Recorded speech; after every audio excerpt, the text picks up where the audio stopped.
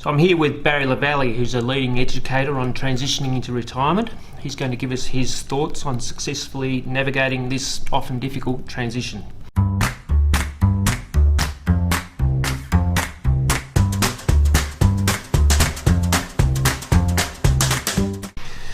Barry, many people plan their finances leading up to retirement, but fail to plan in other areas.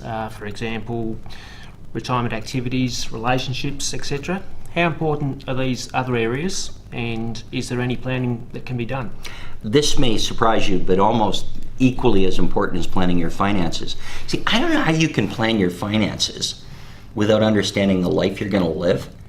And so we think of all these other things, and a lot of advisors will do this. They'll take the client through a session where they spend 55 minutes of an hour planning finances, and they look at their watch and go, you know what, we've got 5 minutes left. Why don't you tell me what you're going to do? And I'm thinking, whoa, is that ever backwards? What we need to do is to sit down, look at the client's areas of life. Where are they now? Where do they want to be? What do they want to do? What changes will happen? And then we'll sit down and look at the financial part and just kind of mold it around that. Okay. Can you give us some examples of some of the social activities which clients can take up at that stage of their lives? I'm thinking perhaps joining Rotary, things like that. Well, any other examples? Yeah, I mean, basically there are three kinds of activities you want to take up. There are fun activities and fulfilling activities and meaningful activities. Let me explain the difference between the three. Fun activities are those things where you enjoy life. You just go out and you experience everything that life can give you, and it could be anything from watching the local football team to looking at your grandkids play to whatever, but you just get that enjoyment. The second kind is meaningful activities. You know, Graham, one of the problems that people face as they get into this point in their life is they have feelings of irrelevance, of uselessness, and they fear that there's no point in all of this. So you want to do activities that put you into the community, that make you feel like there's some purpose, so that as a human being you feel good. So you need those. Examples of those is something that you just mentioned. Rotary, for example. Going out into the community, volunteering for committees, going to the local seniors clubs, always finding a way to interact with other people.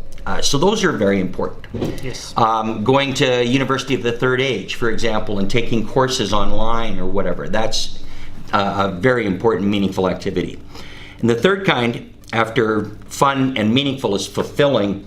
Fulfilling activities are those activities that speak to the values that you have. So, for example, if you were to look at the values that you have, what would be the number one value for you as a person as you look at the rest of your life? What would it be? Family. Family, probably. Health. Yeah, that's what most people would say, exactly. Could be faith, could be lifelong learning, could be sharing or giving. I mean, those are all great values. But if we take family, fulfilling activities generally surround the values that you have. So the things that you will do at this point in your life that are most valuable are those things that speak to the values. So anything that you do with family that creates some positivity in your life, that's what I would call a fulfilling activity. So those are ways that you can look at different kinds of activities in retirement. Great. Thank you, Barry. You're welcome.